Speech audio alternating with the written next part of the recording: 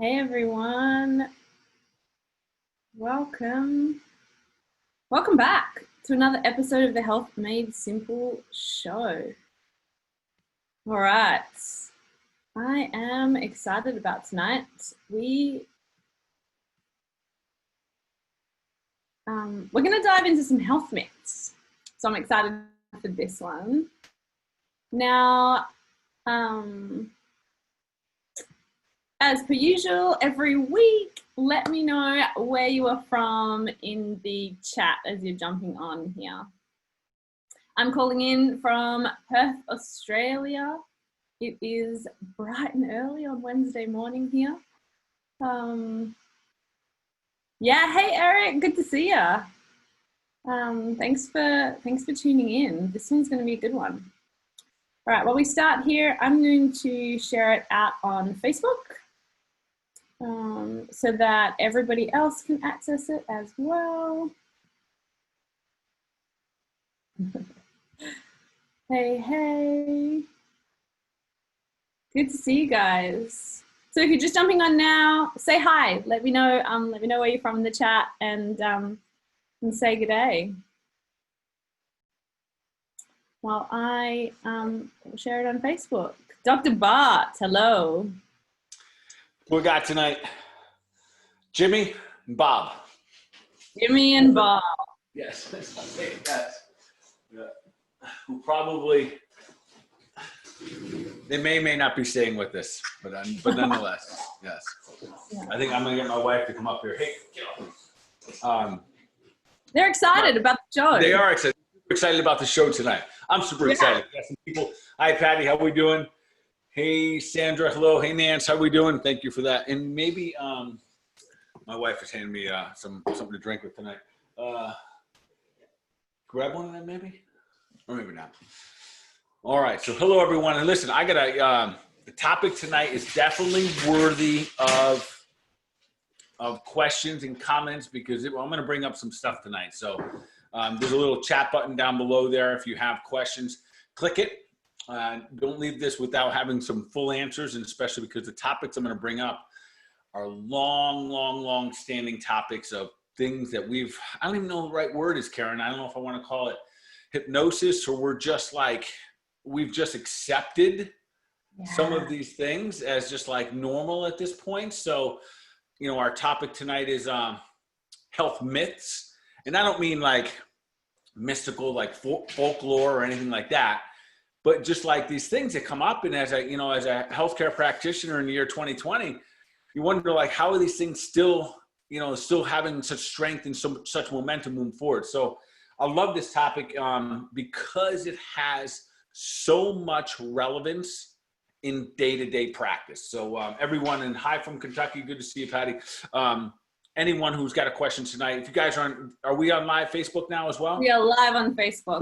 Welcome, Facebook. Nice to have everyone. And same thing on Facebook. We have some people watching your questions as well. So if you have questions, make sure you get them out because I promise you, probably at least 70% of the people listening to this tonight, even if you've been in my tribe, this is going to hit home for you or a family member regarding some of these health myths. And I bring it up not with the intention to like, this is wrong, this is right. But I will tell you, clinically, day-to-day living, this is important stuff. And if we can make some little changes here and there, if we can make some adjustments in how we go about this stuff, that creeps us closer to being that superhuman that we're all trying to be.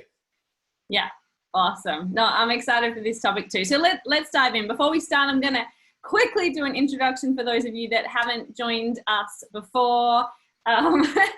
Dr. Bart is a healthcare provider with over 20 years experience in chiropractic, acupuncture, kinesiology, nutrition, functional lab testing at his clinic, Balance Health Studio in Seagrove Beach, Florida. He's also the founder of the Health Edge program, which is a health program for executives and entrepreneurs wanting to really take their health to the next level. He's also worked with thousands of celebrities and athletes, really helping them all head towards what we talk about every week, which is becoming superhuman. So I think that, everybody's going to learn a lot about these topics that, you know, come up a lot, perhaps with their doctor or come up within their family members, as you said. And so we're gonna kind of bust the lid on some of the stuff that, perhaps is going off old information, hasn't been updated, some information that really helps them take their power back to be able to do something about their health. Yeah. You know, and I think that's it, right? That's it. That's the idea, that we get to take the power back.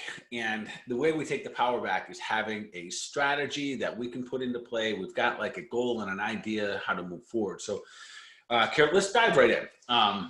There are health myths, I call them now, because I'm not even really sure sometimes where they started without kind of going off on a tangent a little bit. So the number one, and I think this is the number one myth that is out there. Well, if there's like, if the top three, we're going to cover three topics. I'm going to tell you what they are right away: cholesterol, blood pressure, and arthritis.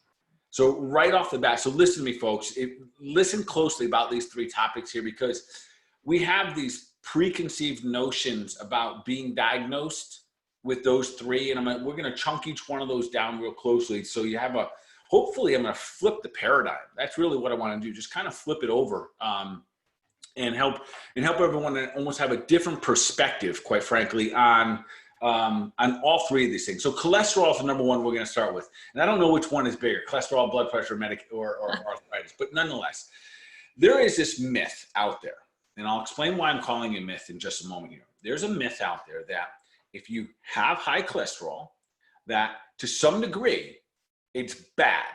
It's bad. And not only is it bad, we have the fear of life for it. So we think that if I have high cholesterol, that if it keeps getting higher and higher, it'll cause something like heart disease or death.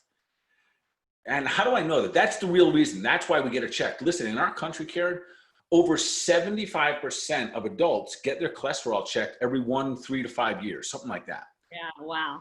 That's most of the population. That's millions of people.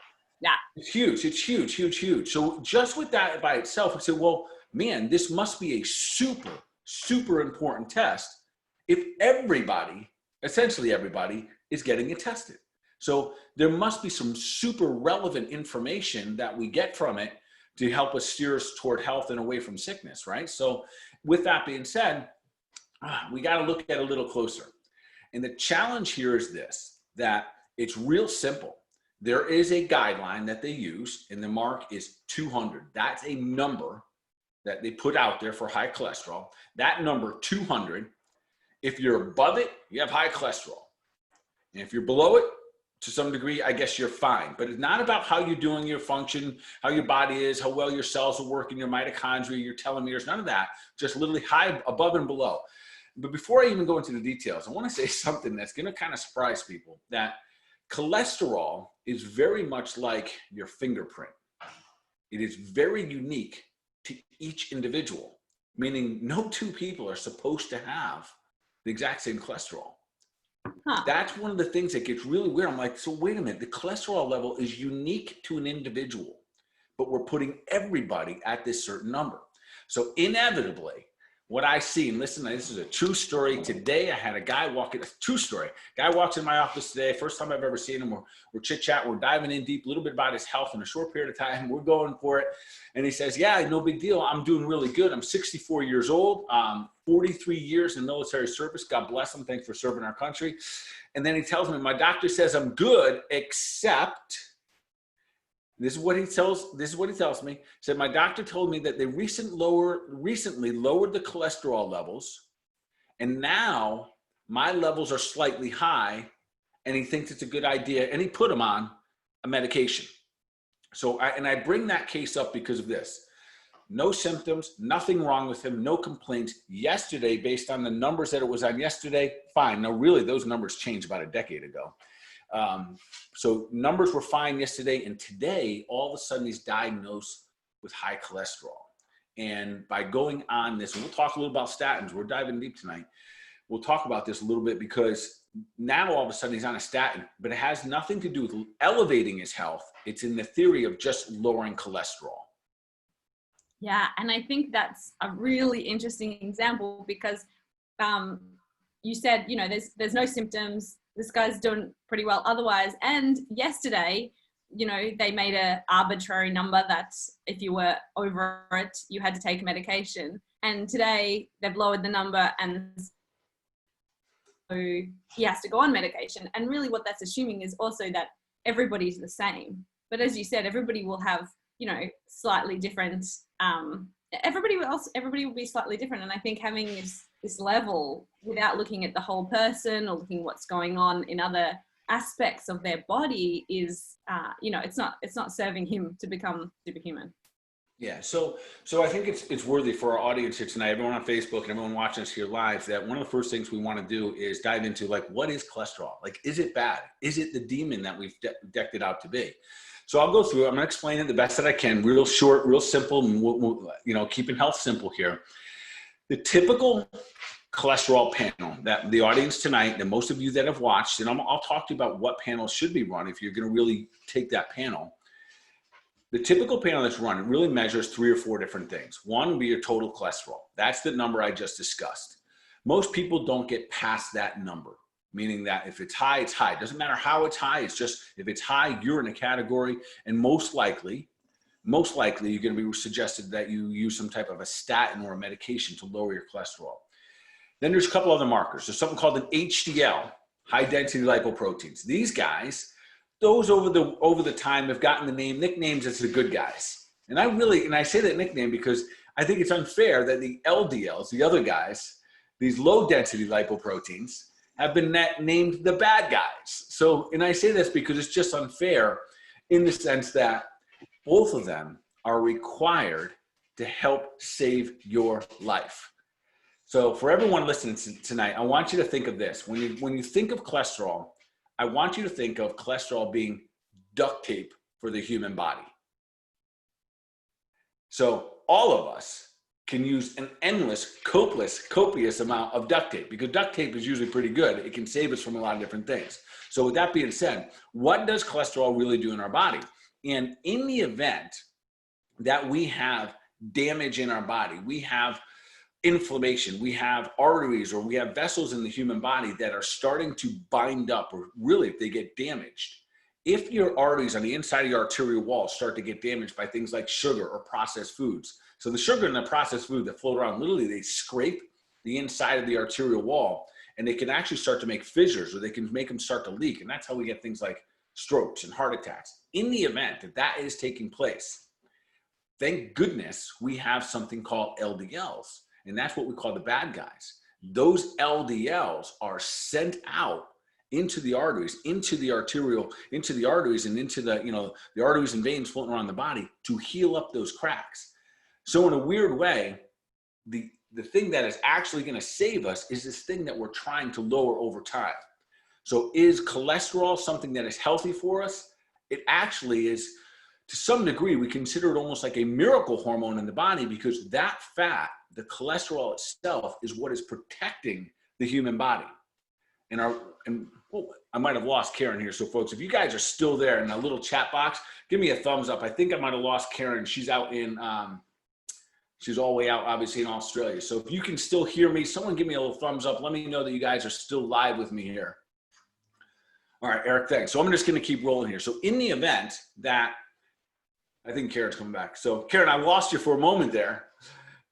Remember, Karen, maybe switch our screen so just the speaker comes up there. So in the event, Karen, I don't know how much of that you just lost, but in the event that if you did not have cholesterol in your body, you would not be able to heal your body. So cholesterol is a fat, and that fat works as duct tape in the body. So in the event that we have damage from sugar, from inflammation, it is actually, and oddly enough, the thing is saving us, not necessarily harming us. Now, with that being said, if we build up too much of it, sure, we can build up cholesterol on the inside of those arteries and start to close them down and get too much plaquing or too much buildup. But that by itself means that we should be looking in different directions here. Okay. And so, yeah, I mean, I guess that's you're going to, yeah, in terms of looking in different directions, what are we looking at in these tests? So we get this test from the doctor. It's got, you know, maybe a total cholesterol number. Maybe some of them have LDL, HDL on it. You know, what should we be looking at there then? Yeah, and that's an important question. So, and the reason that's so important is this.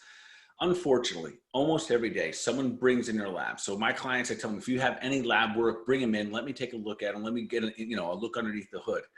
And then often they'll bring me in their recent labs. And here's the bummer, Karen. And this is one of the reasons I bring this topic up is because, and again, today, like I have a lot of people who take pride in the fact that they go to their doctor once a year and it's something that they do good for themselves and they get their checkup and they feel like, literally, everyone watching, it's like, you like the fact that you took time, you spent money, went out to your doctor, you get your checkup.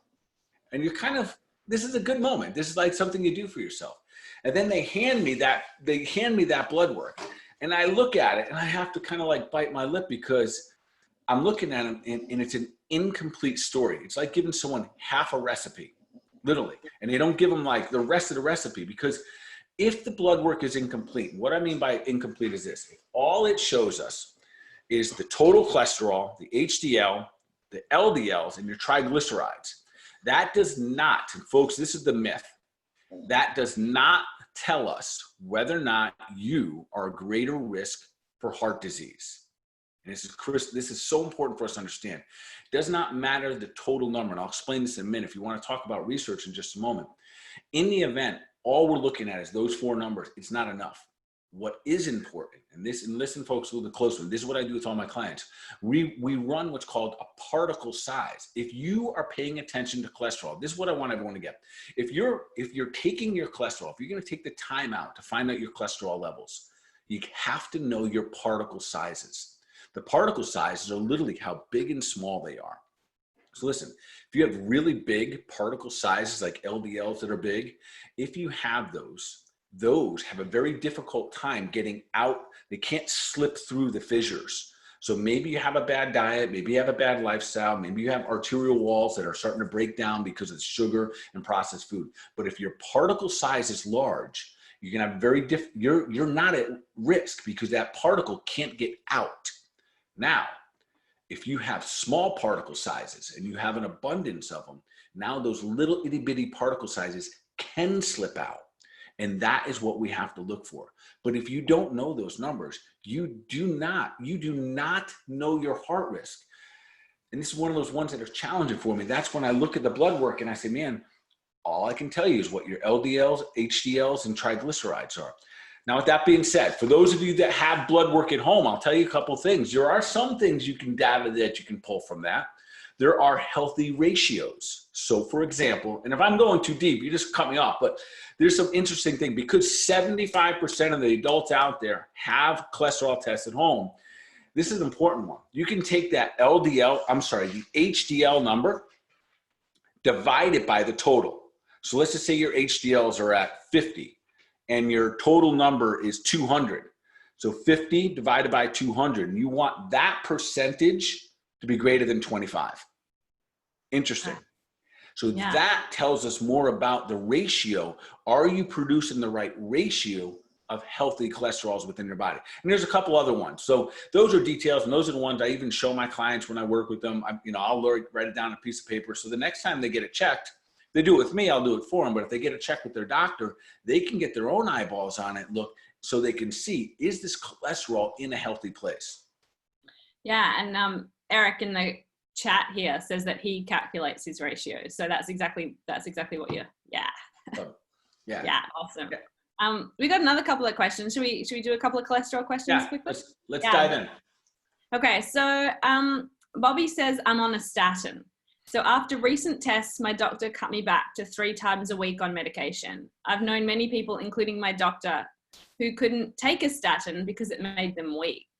So let's talk about statins a little bit. Hey, Bobby, first of all, thank you for sharing that because this brings up an incredibly important point. So here's what happened. So I'm gonna dive deep a little bit here. We're gonna shift from looking at just our total numbers and let's understand what cholesterol is and what happens when we take a statin. So cholesterol is a fat. It technically, all of the hormones in the human body, I take it back, every cell in the human body is made from cholesterol. Okay. Yeah. Okay. So Bobby, here's your simple answer. If we lower your cholesterol and you didn't necessarily need it, your ratios were fine, you weren't at risk, you had a pretty good lifestyle, you're doing the things that you should be doing, you know, at least you're doing pretty good, and you start to lower the amount of cholesterol in your body, you're lowering the effectiveness and the strength of the human cell. That being said, Karen, so this should get all my guys' attention real fast here. Cholesterol is a precursor to making testosterone, okay? So if you lower cholesterol, you get on a statin, research all over the place shows that over time, you will see your testosterone go down as well. And there's some other side effects. And every time I do this, people will be like, oh my goodness, that's me. You go on a statin, we're reducing the amount of fat. A lot of that fat is some of the tissue that lies underneath the skin, in between the fascia layers. We're just lowering the fat throughout the course of the body. Some of that fascia layer, so in between the fascia, if we lower the fat, say there's supposed to be a layer of fat, fascia, fat, fascia. We get rid of that fat. We have fascia on fascia that binds up. And that's one of the biggest and one of the root causes of things like plantar fasciitis. Oh, okay. Yeah. Yes.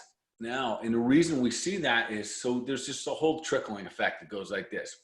I get a guy, 45, 50 years old, maybe he's put on 20 pounds, so a little out of weight, not eating so good, having a couple cocktails, goes to his doctor for his annual checkup, and he says, Bart, man, we're going to help you out here. Your cholesterol's a little high. Let's get you on a cholesterol medication. No mention of the gut I got sitting out in front of me.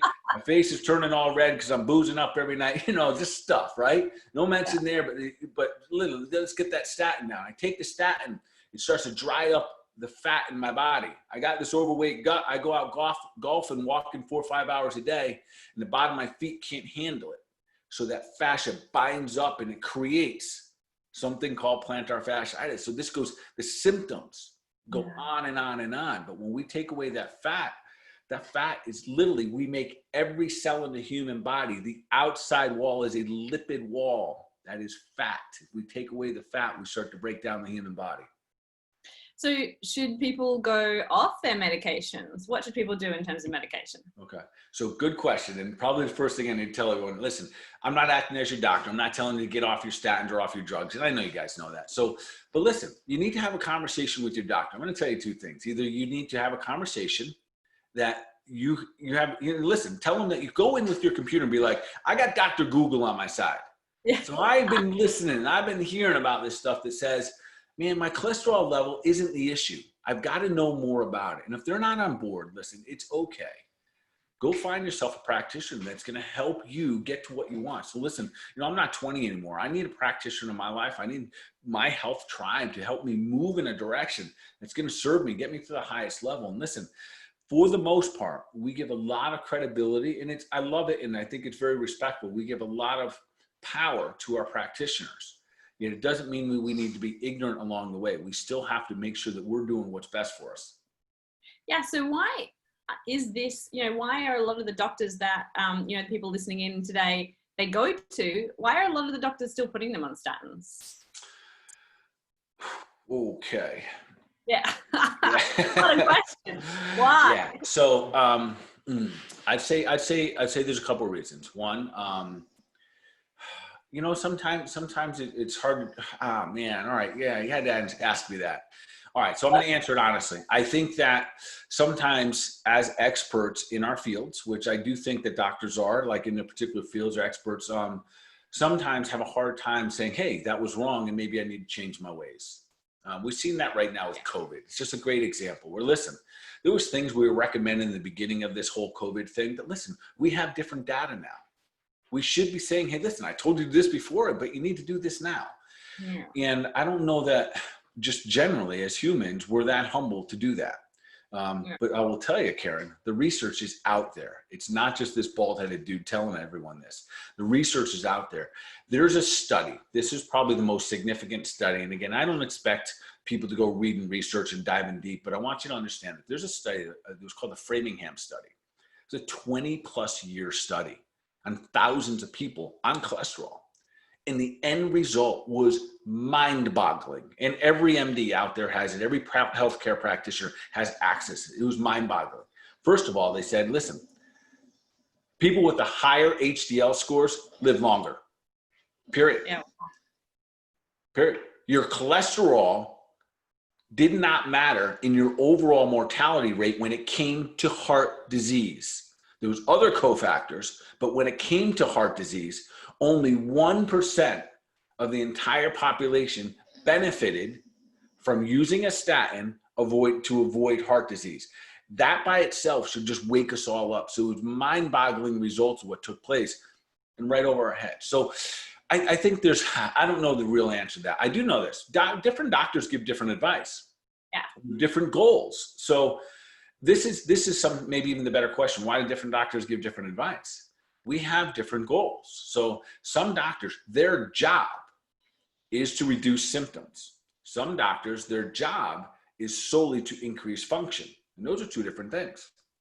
Yeah, and I think also, I was just going to say, perhaps different practitioners also have different tools, which is why if you have got something that you're dealing with or you really want to take your health to the next level, having that like health team. There are different doctors that perhaps have different tools to their disposal that they can use to help you. Yeah, so, and I think that's perfectly said. We all have a different set of tools in our toolbox. And I also truly, truly believe, and I'll hold to it, that I think that all practitioners out there want the best for their patients. Yeah. We just have different toolboxes and different ways of getting educated and informed. So if someone hasn't been informed of that and they've been using that strategy for the last 20 years, they'll probably keep on using it. So I see another question here from Bobby, which is awesome. I'm going to dive right in. He says, can it cause muscle atrophy? The answer is yes, it can. So statins can cause muscle atrophy. And again, I want to remind everyone, if you're on a statin, I'm not telling you to jump off. You need a strategy. If you're on one, you need to get with a healthcare practitioner, someone like myself, or someone that does this type of work that understands what's going on with your body. So I want to make that real clear. Even though I know some people just kind of go cold turkey, I'm not suggesting that. I'm suggesting that you create a strategy in how to get your body functioning better, to go back and look, why did we end up with high cholesterol in the first place, and what type of cholesterols were there? Okay, we've got another question from Facebook that I think is a really good question. This is Julia, and she's saying, what about hereditary cholesterol and the levels that are high and heart disease that runs in the family? Okay, so awesome question, because you're tapping into my myth number 2. And we're just going to weave all this together here, because this is really how this conversation goes. So Julie said, Julie, thanks for the question. Great question, because there's probably the second and or tied for first biggest myth out there is that our problems come from they're hereditary or they're genetic. So just hear me out for a second, because it's real important that we understand this. So only 3 to 5% of all the diseases in the world are actually rooted in a genetic issue. Now, that being said, I know, because it happened today. I had that cholesterol thing today, and I had a blood pressure situation come in. So the leading cause of heart disease, Julie, is high blood pressure. Okay, so this is what I mean. They're all tied together. The leading cause of heart disease is not cholesterol. That's off the board. That's other lifestyle issues or cholesterol stuff, but it is not a cause of heart disease, not the leading cause. The leading cause of heart disease is a precursor. One of the precursors is high blood pressure. So this rolls me into myth number 2 of one of the biggest things out there is that high blood pressure is hereditary. If I had $1 for every time someone told me that, well, I'm blood pressure, man, I'm super healthy, but I'm on high blood pressure medications, it's hereditary, it's in my family. So many. Oh, yeah. And I say that because, listen, it's not hereditary, and I should say, the most important thing for us to understand, it is hereditary in the sense that you probably inherited the habits of your family, how you eat, how you think, how you sleep, how you do or don't exercise. And those, Karen, what we call epigenetics. So about 20 years ago, one of my favorite, most profound books, my favorite author, one of the profound books I ever read was The Biology of Belief by Dr. Bruce Lipton. It revolutionized, quite frankly, genetics. It shocked the science world. And in that book, he showed how genetics is not the most important thing, but something that's called epigenetics. And I'll explain this. So Julie, hopefully you can help. This will help add some power behind your ability to take some more action if you think there's, genetically or hereditary in your family with heart disease.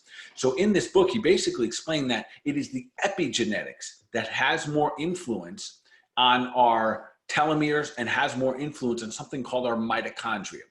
I'm going to give my simplest understanding of this. So if we can all go back to like high school biology for a second, remember that like helix, like there's all these like little cells wrapped up together. I want you to think of that as like your mitochondria for a moment. And it has all these like different DNA codes in it. Well, imagine if that was just a straight ladder and each rung was a different type of genetic disease. So you have a genetic code for each one of those. Maybe at the bottom it's cancer, but at the top, that rung could be high blood pressure. That could be diabetes. This could be whatever. Now, your epigenetics, your lifestyle, determines what that ladder does, determines what the mitochondria did. Over time, the process of aging for humans is the actual separation of that ladder. And as that separates and each rung becomes freestanding, that genetic code gets expressed in your body. So if you have in your genetic code high blood pressure and all this stuff that each one of us has in our mitochondria, designed, being transferred out and expressed by these telomeres, if that is in your thing and your lifestyle is breaking down your mitochondria, you'll just start to express one disease after another. And again, what really is of impact in this? This is epigenetics, lifestyle. This is diet. This is our emotion. This is our spirituality. This is our ability to put good nutrients in our body, our exercise, our sleep. That's epigenetics. Yeah, and so some people might have different diseases at different heights on the rung, let's say. So I might be more likely to get diabetes than you, but it doesn't mean that I'm going to get diabetes if my lifestyle is more on point. Yes. Is that what we're saying? Yeah, 100%. So listen, if everyone in your family has something, do 100% of different than your family has. Yeah. That's the best advice I can give you, honestly. And so literally that means the way that you eat, the way that you think, how angry we are, how, anxiousness, all that kind of stuff. So our mind, our body, our emotions, all of those things, that's the epigenetics. And if we can make changes in those, you literally get to change the course of your life. So big number 2 here, blood pressure. So blood pressure, I said 75% of our country gets their cholesterol checked every 3 to 5 years. Blood pressure, it's like 90% or 85% of adults get it checked at least once a year. So again, a big marker for everyone. And the most common thing I hear when people have high blood pressure is, number 1, is that my dad had it, my uncle had it, my grandma had it, so therefore that's why I have it. Yeah. And often the only, thing that they're offered when they're, again, up above a number, so they'll be, whatever the number is and you're above it, will be high blood pressure medication, right? That tends to be the thing that gets offered as a solution. Yeah. And one of the reasons I wanted to do this topic, and you and I talked about this a little bit, and this is clinically, this is one of the more important topics I can cover. And here's why. High blood pressure tells us we have a problem. Okay. So fundamentally, just everyone hear me out when it comes to blood pressure. So blood carries nutrients, oxygen, and hormones. Okay. And it flushes them through the body. It also carries waste, AKA toxins in the body. So it's circulating. They're trying to get them in and out of the body. So it's circulating all these around. In the event that you have high blood pressure, it means this. You've either got too much toxins in your body and your body's rushing to try to get them out. So it's pumping harder, creating higher blood pressure, or with what's going on in your life, you have a deficiency in either oxygen, nutrients, or hormones. So let me give you an example of back to our old friend, the diet, and why sugar is so bad. Okay, so, all right. So everyone here knows why sugar is so bad, but sugar is a direct link to high blood pressure. So for everyone out there, if you've been diagnosed with high blood pressure, truth is, you get off the sugar. No more excuses. High blood pressure is the number 1 cause of heart disease. Stop it. It kills over 500,000 people in our country a year. Stop the sugar. No more excuses. Forget about even the fact that it gains or lose weight. But here's how it works. Sugar comes in the body and it inhibits something called nitric oxide in the cell. Nitric oxide is what absorbs oxygen. If you cannot absorb oxygen, you're oxygen deprived. That's an issue. That's a massive issue right now in COVID. Those of you who've been watching the show for a little bit, you hear me keep going back to COVID and say, listen, this is not an oxygen issue. The issue with people having COVID deaths, listen here closely, folks, it's not about the mask, not about any of that stuff. It is about the inability for the cell to accept oxygen. That's sugar. That sugar in the cell, in the body, will cause high blood pressure. That by itself. And if our doctors aren't talking to us that way, if they're not saying, hey, listen, if they're going to hand us, a little bottle, this is my supplement bottle, they're going to hand you a bottle and not tell you, listen, you need to get off the sugar. They should say this, I'm going to give you this for 30 days to stay alive. Get your ass off sugar. That's what it should say. All right? And just to clarify, when we talk about sugar, we're also talking about refined carbohydrates. Just to make sure everyone's clear, we're not even talking about just sugar. We're talking about things that, all your refined carbohydrates, your processed foods, things like that. Yeah, and thanks for that, Karen, because you're absolutely right. Like I say sugar, and then, we talked last week, I think we talked a little about the calories in and calorie out and all sugar and carbs and stuff. So listen, carbs convert to sugar. In our country, we're carb junkies. And what's interesting thing right now, I was having a lot of these conversations with people about how it's kind of ironic right now that all the sugar places are booming in business right now. Like Starbucks with all these things. We have something in our country called Dairy Queen. There's one down the road, 15 miles down the road. There's a line 24/7 at Dairy Queen. It's insane because when we're emotional, we want sugar. So listen, high blood pressure is rampant right now. It's going up left and right because we're under stress. 3 things cause the high blood pressure, Karen. 1, crap in the body. That's sugar and carbs. 2, stress. Right? Yeah. Number 3 is poor sleep. No doubt that high blood pressure is a topic that we should cover, and go in depth about cardiovascular disease and cardiovascular health. But nonetheless, those 3 things. So for anyone out there, high blood pressure, look at those 3 things and get them better. Yeah. I want to go back for a second here. You asked me a little bit, I think about like, what do I do differently or how do I test? I want to see the whole picture. The truth is, in order for us to level up our health, when we're coming to testing, blood pressure alone is like, you can't just take your blood pressure and make a sweeping decision to go on blood pressure medication. You can't do that. So if you have chronic high blood pressure, first and foremost, you have an adrenal issue, period. We can have stress, blood pressure comes up and it goes down. Now we need stress management.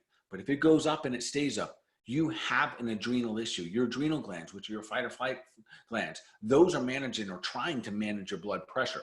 But going back for a second, this is why when I run a panel, we talked about the cholesterol panel, we run the entire panel, meaning that we want to know all the particle sizes, we want to know all the risk factors, total of course, but HDLs, LDLs, triglycerides, we want to know that whole panel. And I also want to know if that individual with high cholesterol, are they insulin resistant? If I don't know that, I don't know what my primary target is. So folks, I know I'm getting a little complicated here, but I run a simple panel for males, a simple panel for females. You want all of that stuff. If you want someone to look at your health, the big picture, we as practitioners, we need that data. If we only get a piece of it, we can only give our best based on that piece. So we take all those different things. We have cholesterol, blood pressure. We have all the different hormones, your white blood cells, what your body's doing with iron. For guys, if you have too much iron in your body, you can have a massive oxygen issue and you're going to spike your blood pressure all the time. And these are the simple things that's why blood pressure, treating everybody with high blood pressure with the same types of medication, I don't know if I call it hypnosis or ludicrous or what, but it's not going to get people to level up their health. And again, if your body needs more, carries nutrients, oxygen, hormones, and is trying to get rid of waste, and it's speeding up to get you more of those, and you slow it down intentionally, what about the tissues that needed more hormones? What about the tissues that needed more vitamin C? What about? They're going to get less. So I get that we're taking down the blood pressure because that's a link to heart disease. But to do that over a period of time, more than 30 days at a time, man, we got to reconsider the strategy here. Yeah, because really we're just treating the symptom.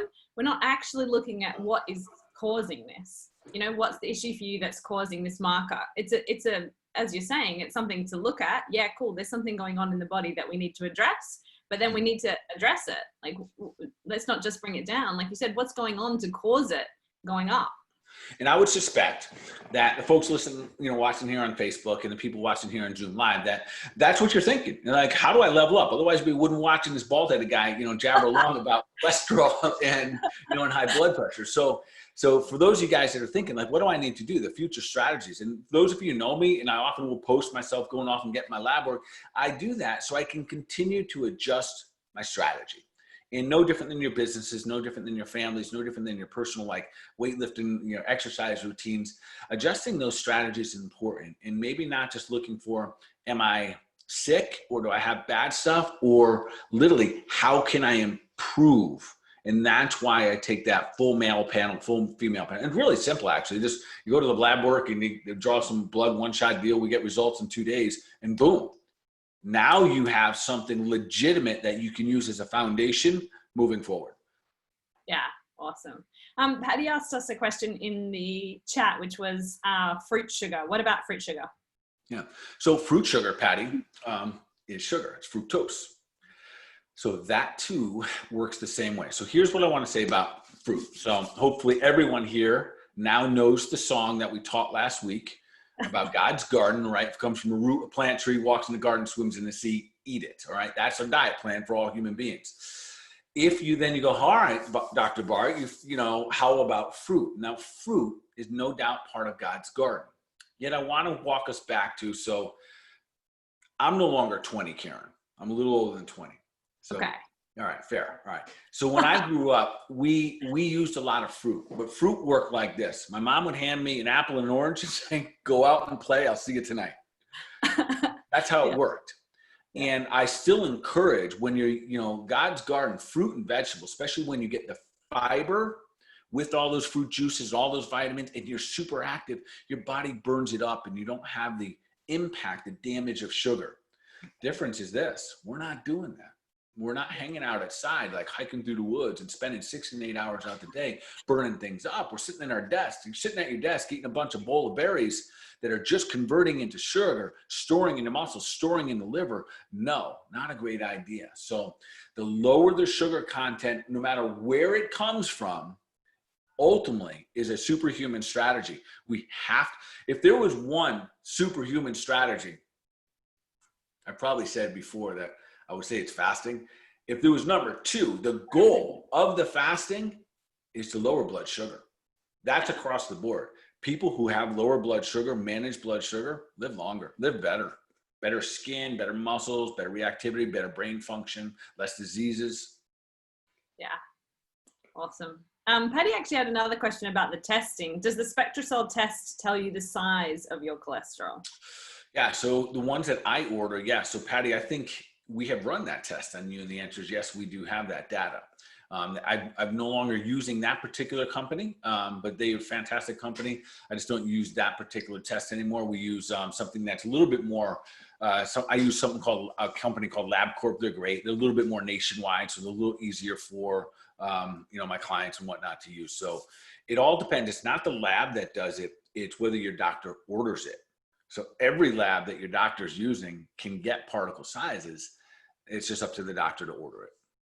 Okay, and so if people want to order lab tests, let's just maybe since we're talking about lab tests, if people want to order lab tests, do they have to be in the area that you are, or if people who are listening want to order these lab tests, how do they go about it? No, real simple actually. They can just send us like an email. Maybe one of my team members can just put our link in there. Send us an email.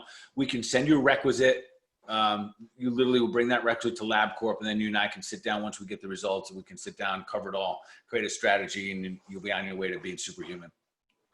Yeah, awesome. Farther along the way, yeah, awesome.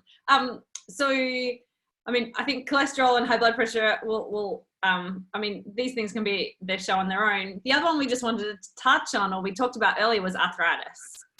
Yes, arthritis. You got it. Again, it can be a whole show, but let's just talk about Totally, Karen. This is like we are just like opening up a can of worms here. So, all right, let's talk arthritis real quickly here, because this is right up there. Honestly, I think everyone that I've ever met that tells me they have arthritis, they've told me that it's genetic. That like, oh, I'm getting arthritis now. My whole family has arthritis. But listen, here, folks, arthritis is not genetic. You hear me out. It is not genetic. It is not something that was passed on you. You're definitely going to, is something that you can express in your body. In fact, in the health world, kind of in the food world, we look at arthritis. So let me clarify this. Arth means joint and itis means inflammation of the joint. So that's just what the word means. Now there's more than two types, but there's two primary types that we see as practitioners. There's one called osteoarthritis, and that's the one that most people have in the joints. Their fingers are beat up, their knees, whatever, their spine, etc. That's called osteoarthritis. And then there's another one. It's a systemic, meaning it's in the blood system. And I'll make a real quick comment on this in just a moment here. And that's called rheumatoid arthritis. That's an autoimmune condition. Now we're opening up a huger can of worms. Yeah, so both of those, though, not genetic. So let me go back to arthritis. And I don't want to spend too much time on this, but I want to make sure everyone hear me out. In the health world, and I say some say the holistic world, we've always viewed arthritis as its primary causes. We always call it a cooked food disease and a processed food disease. So for a moment here, just hear this out. Whatever moves the most in your body needs the most nutrients. It's real simple that way. So you move the muscles a lot, you need a lot of nutrients for your muscle. You use your brain a lot, your brain needs a lot. Your heart moves a lot, you need a lot of nutrients. So a lot of things need a lot of nutrients. But your joints that they're always moving, they need nutrients to get in, they get used, now they become a waste product and they have to get out. The bones themselves, even though they're hard, right, they're porous. And that's what people forget. They need to breathe, these bones, the joints, they need to breathe. We get crap going into them, it clogs them up, and now they can't breathe. So the junk, the inflammation gets stuck into the joint. So we get processed food, we get sugar, all that stuff's coming in. The body uses it up in the joint, and now it's stuck there. And now it downregulates the pH around that joint. And we start an inflammatory process. No more nutrients. This is the key to arthritis. Because we have a poor mechanism of in and out, we have a poor system of flushing things through and out of the joint, we can't get nutrients in because we might not even be eating them, quite frankly. We might be eating too many carbohydrates, too many sugars, etc., too many processed foods, too many GMOs. We can't get nutrients into the joint, and then the joints start to wear down. They start to grind on each other. That starts an inflammatory process called arthritis, inflammation of the joint. Clean the diet up, most of the time, you're going to clean up arthritis. Is this hereditary? Nope, it is not. Is there a chance that you're getting arthritis just like your mom did in her left knee? Maybe, right? So what does that really mean? That you probably have the same diet, same emotions, left side of the body emotions, right side of the body workforce, like all of that stuff goes in play. But sometimes we forget that there's this bigger power part here in play here that says, listen, epigenetics, our lifestyle is way more going to have an influence on things like arthritis and blood pressure, way more than genetics themselves. Which I think, one of the big things from this whole conversation is that people are able, that you do have control over some of these things. I think often we do get a diagnosis, like some of these things, and we get told that it's genetic and that's it. And it lets us, we almost give up. Oh, it's genetic. I can't do anything about it. And what we're really saying to everybody is that, hey, there are some things that you can do about it. You might need to do a bit of digging. You might need to, really dive deep. You might need to really change some of the lifestyle habits that you might have had for 20 or 30 years, I'm not saying that that's going to be easy, but there is things that you can do. It's not that your genes mean that you're destined for this particular path. Yeah, and again, that's precisely why I wanted to cover this topic tonight, because in the clinic and the other men and women just like yourself that we deal with, we're in the clinic trying to help people level up, getting them as close to superhuman as can be.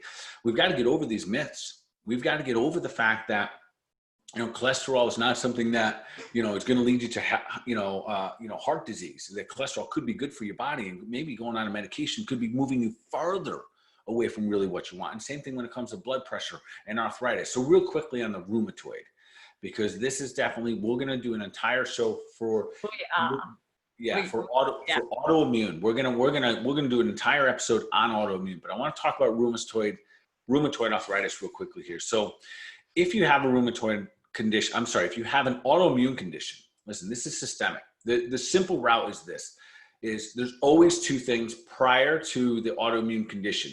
Meaning that prior to that tissue, that organ or gland, let's say it's Hashimoto's with your thyroid, or maybe it's rheumatoid with your joints, whatever it may be, prior to that is where the problem started.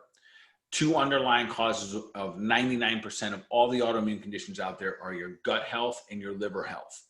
And gut health is almost where it all starts, meaning that you get some level of leaky gut. Leaky gut means things literally leak through your gut wall. And those things that are not supposed to be on the outside, they should be on the inside, go out here, and your body starts to recognize them. And they may land in a tissue, they may land in a joint, they may land on an organ, and then your body attacks them. And then we go, oh my goodness, this is an autoimmune condition. Why would your body attack itself? Because things are where they're not supposed to be. Now, here's the bummer, and this is why this is going to be a show. So everyone, please listen up when I say autoimmune here. If you're diagnosed with autoimmune within the next decade, they now recognize that you'll probably have 3 to 5 different autoimmune conditions within a 10-year period. And why is that? And it's because of what I just said. It's just where these foreign invaders, where are they landing? And that's what's going to be affected next. So one autoimmune condition leads to another. The beauty is you start to reverse engineer this. You get the data, you got to measure. That's the lab work, that's the blood work. We got to start somewhere. Sometimes we need a little bit more for that. But if we start in a good place, we get all kinds of data, then we can develop strategies. Once we have the strategies, and then we just march forward. So, Karen, you said, oh, it's not easy, but I think it's easy. Like, here's why I say it's easy. Yeah. So just hear me out. And listen, easy might not be the right word, but listen, if we get all the data and we say, hey, if you go this way, you can expect this result. If you go this way, you can expect that result. That part to me is easy. The challenge is, I think the uneasy part is like, I don't know. Yeah. And we don't know which direction we're going. And that's where measuring and then getting all the other data, we hear this term of functional medicine now, like nowadays. And that's, essentially what I'm doing. We look at who are you, the human being? What is your lifestyles? What are your genetics, but more so your epigenetics? Why do I still want to know your family history? I want to know where you came from. I want to know what I'm working with. If your dad's been making donuts for 40 years, you're a donut eater. That's just, that's the way it shakes down, right? So knowing all of that data and then developing the strategy, that's how we move forward. Yeah. And I think, there's the lab testing, but even just the fact that you guys are all here and listening is a first step, because knowledge is also power. The fact that you even now know that you can test, because before you might have only been to your doctor, or you might not know some of this information that we're sharing. You might not know that there might be some other causes of heart blood pressure. And so even just getting really informed, coming to our show every week, but like just learning about these topics, it gives you, knowledge is power. And I think it really is when it comes to your health, because once you get some of this information, you're able to take the next steps, whether that be lab testing or changing some of your lifestyle habits, or really, taking some positive moves towards a better diet. Yeah. And so, and again, on tonight's topic, one of the things is that it's so common. And I know here in our states it is, and I'm sure in Australia as well, high cholesterol and medications for it, and blood pressure medications, although those are lowering those symptoms, Karen, unfortunately, they are not getting people healthier. And that's why I bring this up. So again, for everyone listening, good job being here. So, there's always actions. And of course, if starting with some level of measurement might be the most important thing right now. Yeah. So before we, we've always got so much to talk about, but before we finish up here, I also just wanted back on, talking about information is power. We get a lot of questions. Dr. Bart does Facebook Lives on his page. He's pretty much been doing Facebook Lives on different health topics for a couple of years now. I think there's over 300 live videos that he's been doing over the years.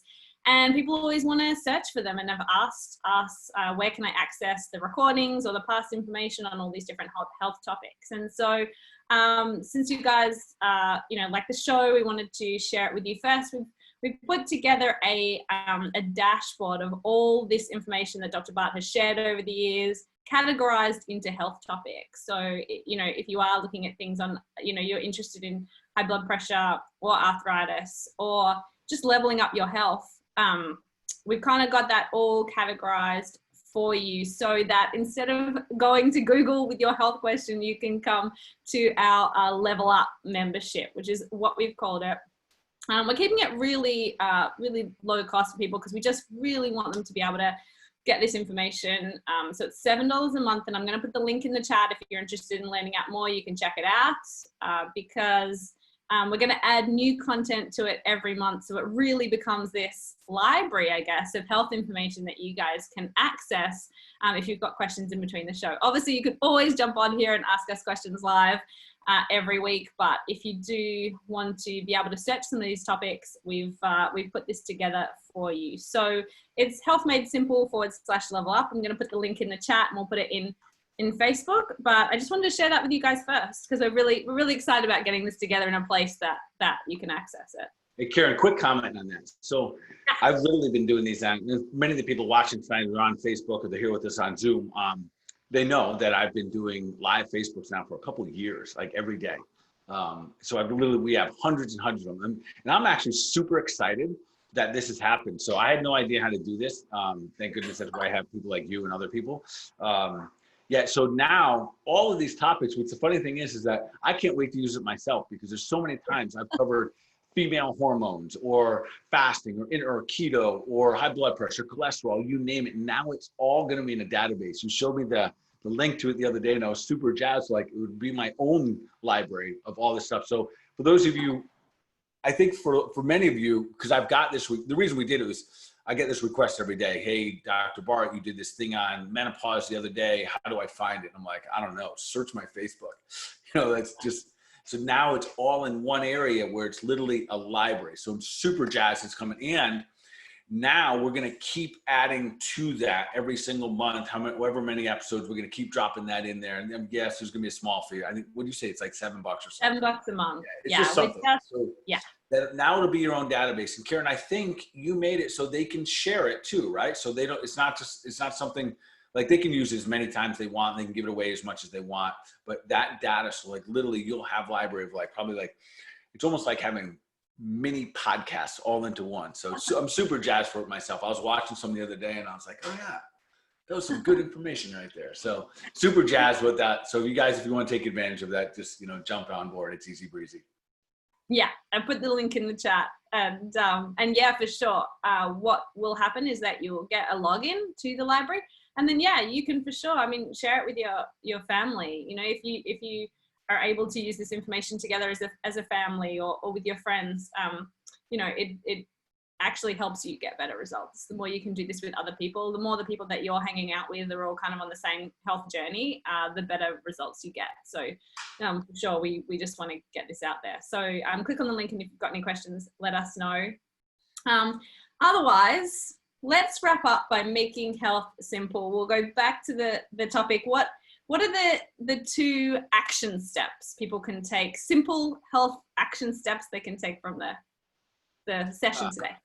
Okay, I think taking away from what we talked tonight, I think the first one I would say that make sure that we're always looking for the root cause. So if you're diagnosed with something, don't just take on the label. Don't take it on emotionally. Don't take it on spiritually. Don't take on the energy of it. Try to dissect it and think, all right, if I have high cholesterol, if I have high blood pressure, what is the root cause of this? So reverse engineer for that. And that's what gives us that power. That's where the knowledge gives us power. So I would say that is number 1. The number 2 is this. I would say tribe, your health tribe. This time, I'm just like you mentioned, like we want all the people around us. And I love the fact that I see so many familiar faces here on Zoom and on, on Facebook every day. And I love it. And I actually love when people come into me that I have no idea you even watch it. And then you'll be like, I watched that episode the other night. So thank you for doing that. It drives me more to continue to keep doing what we're doing. But number 2 is really your health tribe. And in this time specifically, I would say, listen, as doctors, We work for you. I can't express that enough. Don't worry about what insurance plan you have. Throw all that crap out. You find doctors and healthcare practitioners and coaches and people that are going to help support and elevate you. There's no time to waste right now. So find the team that's going to help you become the best version of yourself. And I can't emphasize that enough. And if I can be part of that, awesome. But I'm not the only one out there. So whatever it takes for you to put the best team together, that would be my next one. Yeah. Awesome. Love it.